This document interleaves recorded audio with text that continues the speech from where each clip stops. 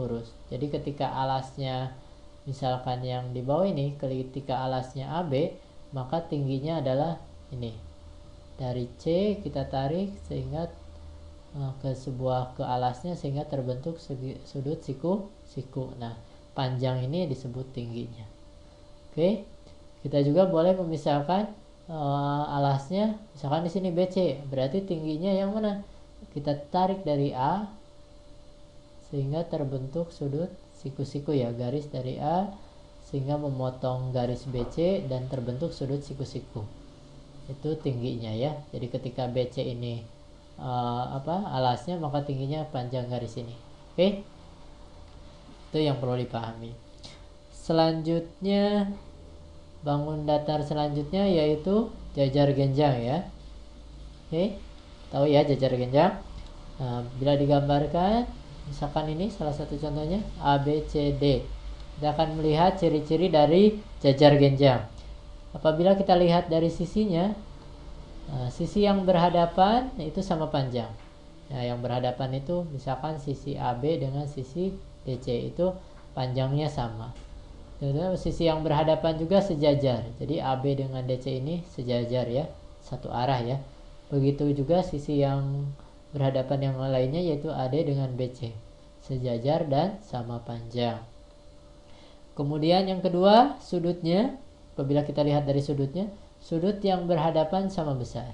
Yang berhadapan itu contohnya di sini A dengan C itu berhadapan, B dengan D itu berhadapan, itu besarnya sama. Jumlah dua sudut yang bersebelahan itu 180. Yang bersebelahan itu artinya misalkan A dengan B ini kan bersebelahan ya, berdekatan.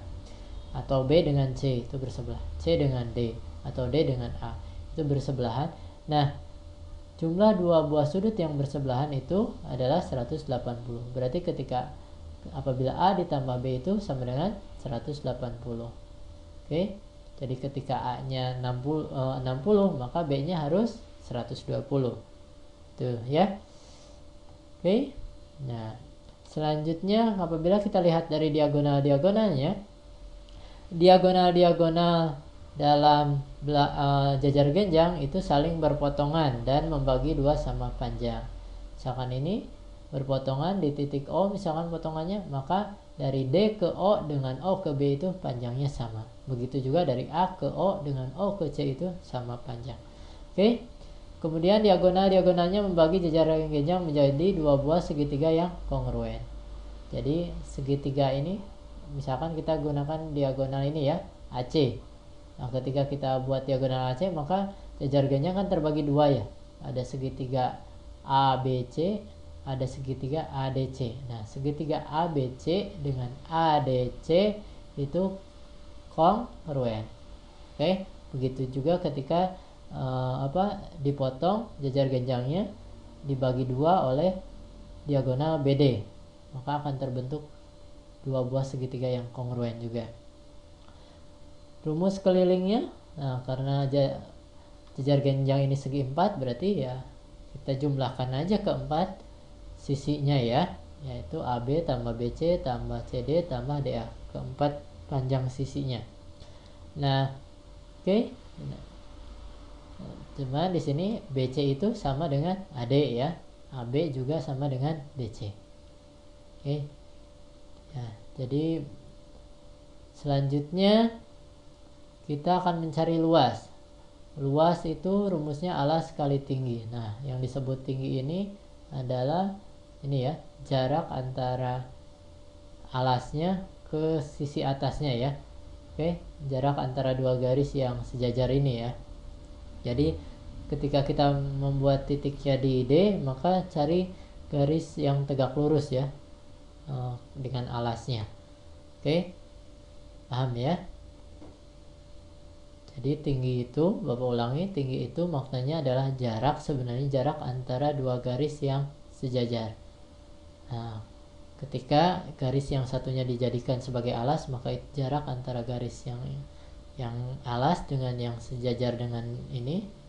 Oke, alasnya kita AB, berarti AB itu kan sejajar dengan DC, maka yang disebut dengan tinggi itu jarak antara garis AB dengan garis DC.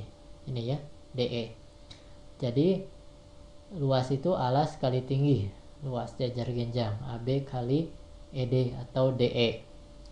Oke, bisa dipahami saya?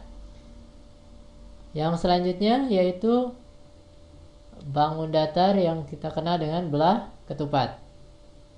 Oke, gambarnya seperti ini. Nah, ciri-cirinya bila kita lihat dari sisinya, semua sisinya sama panjang. Sisi yang berhadapan sejajar. Oke, jadi sisinya sama panjang, yang berhadapan misalkan AB dengan DC itu berhadapan itu sejajar. Begitu juga BC dengan AD.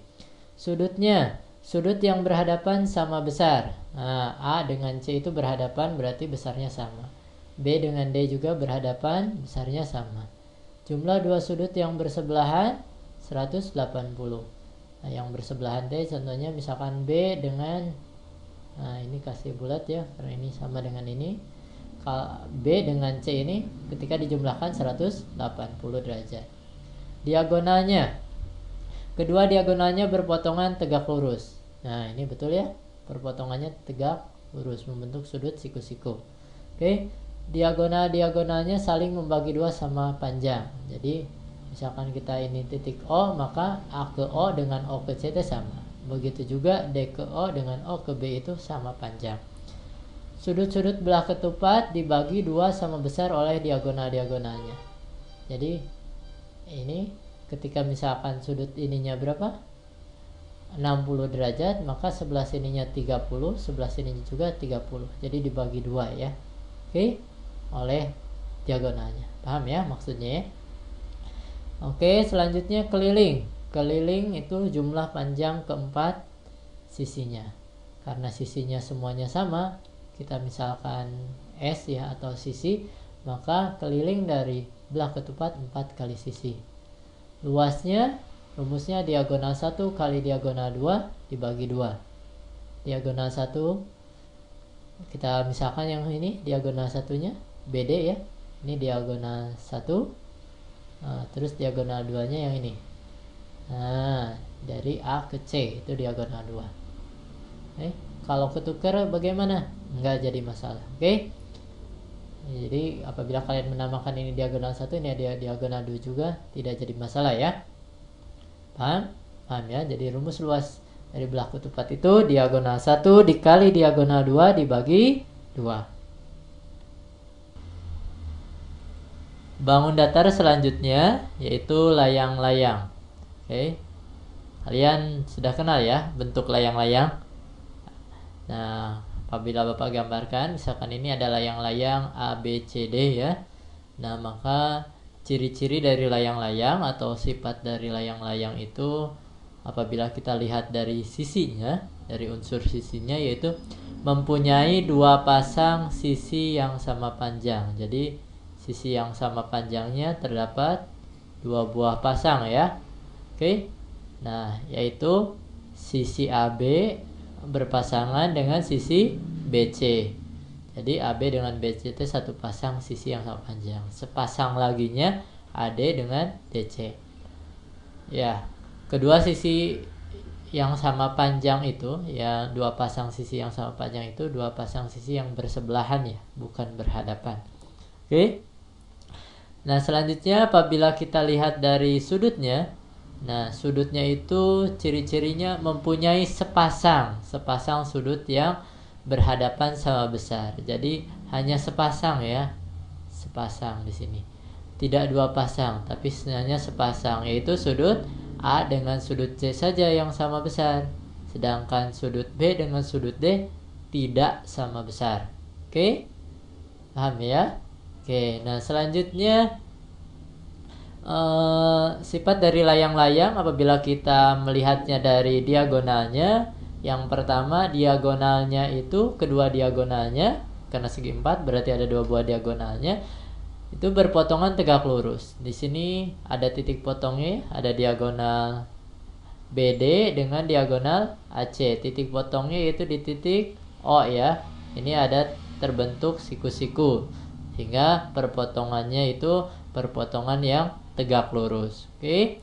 Nah, kemudian salah satu diagonalnya merupakan sumbu simetri. Yang merupakan sumbu simetri hanya diagonal BD saja.